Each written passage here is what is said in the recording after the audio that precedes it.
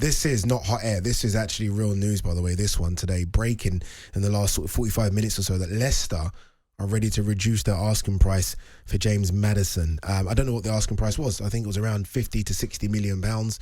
I think he's got a year left on his contract. Good player, England international. I think if I'm a Premier League side in Europe, and not Champions League, anywhere in Europe, I look at that and think, okay, I need to come in for this kid. I think he's a good player. I think he's been Leicester's best player for the last couple of seasons. Really good player. I think he's a good player, yeah, for sure. I can understand why there will be clubs interested. I can also understand why seemingly nobody's really gone in with a big money offer. Why do you understand that? Because it's early in the window. And a player of James Maddison's quality, with all due respect, isn't going to want to hang around in the Championship. He isn't going to want to ride it out with Leicester City. So he'll be pushing the club to let him go. And if you're a buying club, why would you dive in so early? Because you can get him.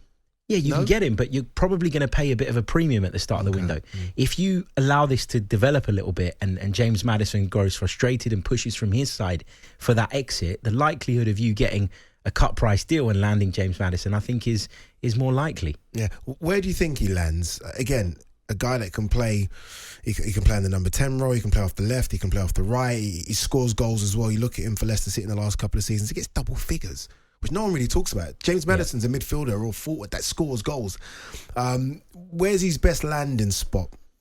It's difficult to say because, you don't know how each manager intends to use him. At times we've seen Maddison play through central areas. At times we've seen him play from the right, sometimes from the left.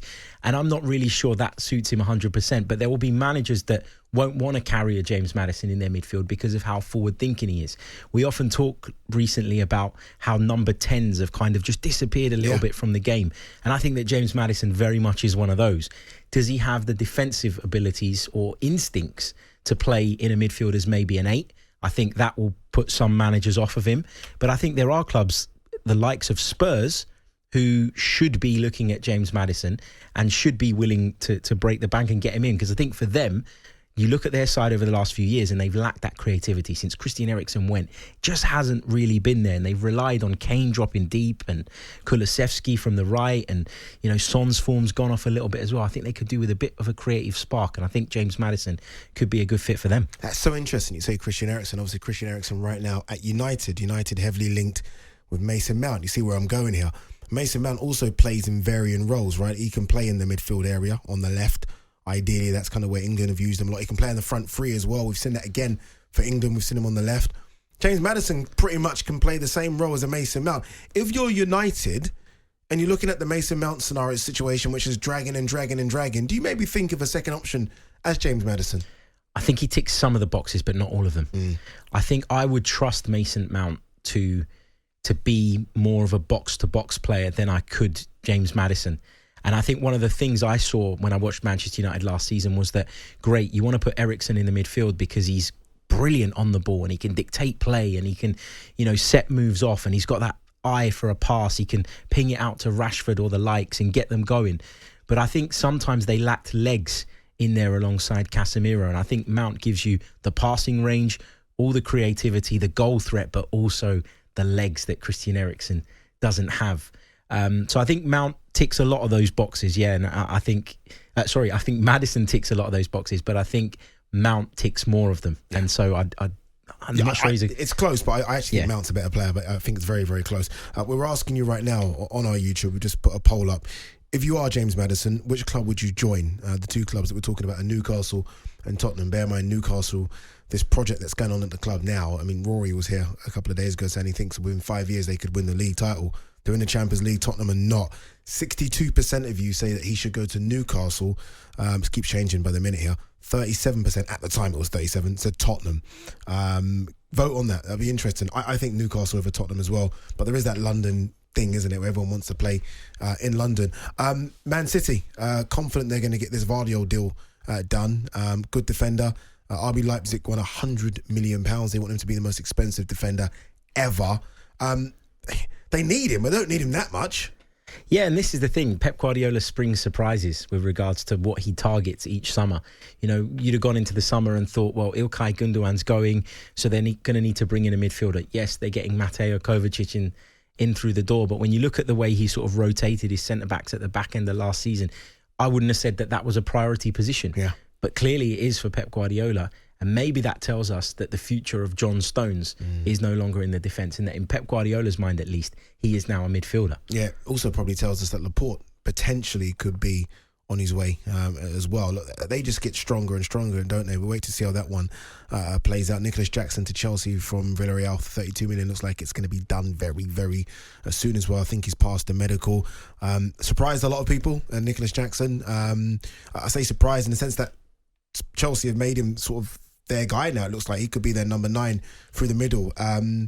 Not an out-and-out goal scorer. Look at his record for Villarreal. I know he was injured for part of last season, but I don't know. I don't know if this is one where he goes to the club and starts, or he goes to the club and sits on the bench or gets loaned out.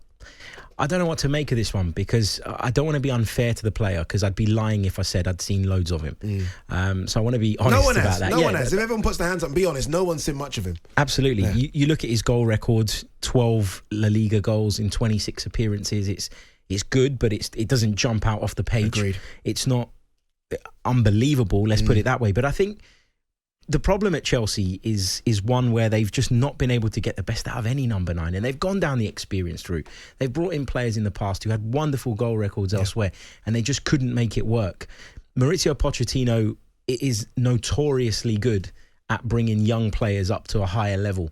And so I think, there is a chance that this guy comes in and is good and delivers under Mauricio Pochettino's management. But it is a risk. It is a bit of a gamble. I can't sit and say he's going to be a hit, but I also can't sit and say he's going to be a miss, because that would be unfair due to my sort of lack of knowledge around him. Yeah, and look, nowadays people might laugh at this, but 32 million nowadays is relatively cheap for forwards. When we hear the money that's been thrown around, Nizar Cancella's going to join us to talk a bit about Chelsea a bit later. Loads going on with Chelsea, by the way.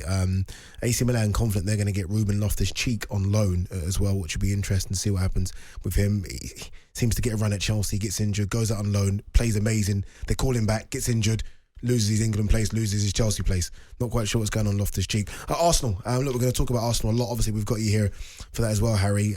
You've submitted another bid for JURRIEN Timber. It's going to happen. It's just a case of when it happens and how much. Yeah, I think when I was sort of looking into this earlier today, the kind of general consensus was that the two clubs were crawling towards one another to get this deal done. So I think it is one that's going to happen, and I think it'd be a great acquisition. You will be. I think a good defender, and a defender as well that can play on. Get your water down here. Get your water. Don't die on your first time on the show, please. A defender that can play on the right. He can play in midfield as well, Timber. But ultimately, he's a centre back. And I think last season that's probably what happened a bit. You fell off in it when Holding sort of came into those defensive positions. Just maybe wasn't strong enough. Yeah, for sure. We needed that backup. His voice is gone. It's gone. His voice is gone. Don't worry. I'll do this one as well. All right.